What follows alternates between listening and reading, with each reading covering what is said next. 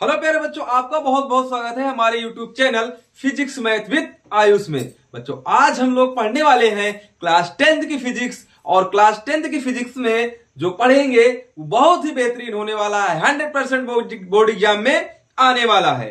तो आप लोग इस वीडियो को पूरा वॉच करिएगा, तभी आपको समझ में आएगा। और एंड में मैं आपको वो चीज बताऊंगा जो कोई नहीं जानता होगा।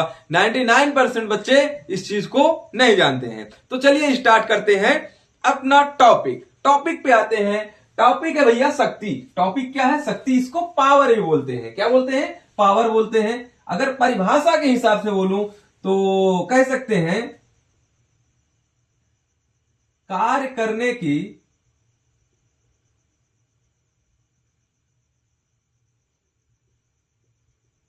क्षमता को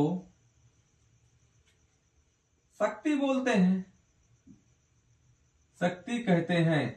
या कार्य करने की समय दर को, कार्य करने की समय दर को शक्ति कहते हैं। अब समझिए कैसे। P इक्वल टू W/T ये होता है। P equal to W/T। P यहां पे पावर है, W यहां पे कार्य है, T यहां पे समय है। मतलब आपने किसी ऑब्जेक्ट पर कितनी देर तक कार्य किया, वही आपकी शक्ति है। समझ रहे हैं?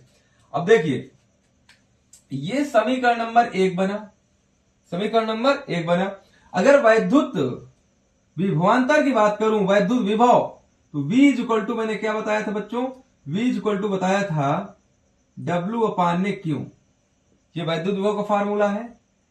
अगर किसी आवेश को एक स्थान से दूसरे स्थान तक लाया गया हो, उसमें कार्य W किया गया हो, तो जो वैद्युत विभव जो मिलता है V इक्वल टू W/Q मिलता है।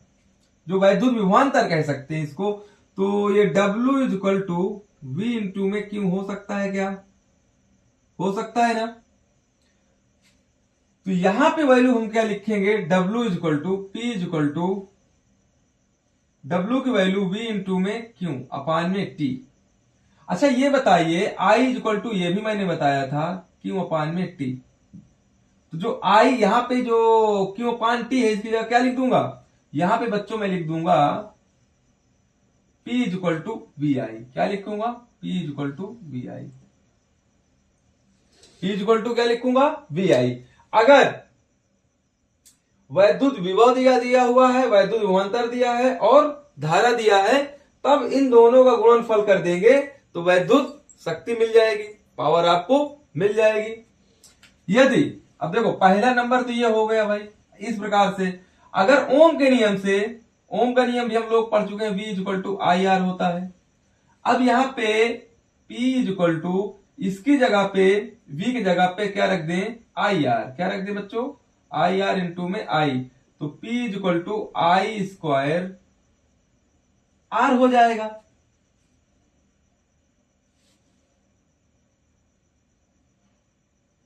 I स्क्वायर R हो जाएगा, है ना? सीधी सी बात है, हो ही सकता है कि नहीं? अब देखिएगा, यदि यहां पे I इक्वल टू V/में R रख दें, इस I की जगह पे रखना है बच्चों।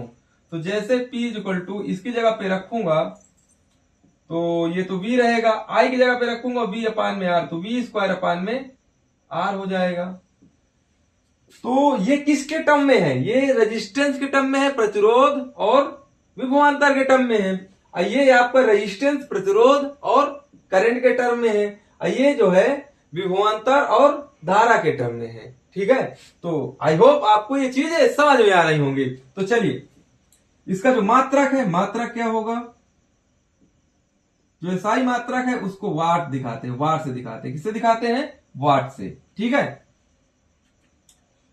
वाट से दिखाते हैं। या ये W का मान क्या है? W भाई जूल हो जाएगा, और टाइम क्या है? सेकेंड। तो जूल पर सेकंड भी लिखा आ सकता है। ठीक है। शक्ति का मात्रा क्या होता है, जूल पर सेकेंड।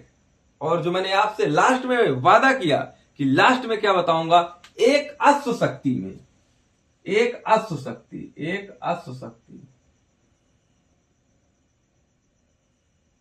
746 वाट होते हैं। अगर 1 HP, इसी को कहते हैं 1 HP, 746 वाट। ये जो शक्ति है ये घोड़े के रफ्तार से नापी गई है। किससे नापी गई है, घोड़े के रफ्तार से।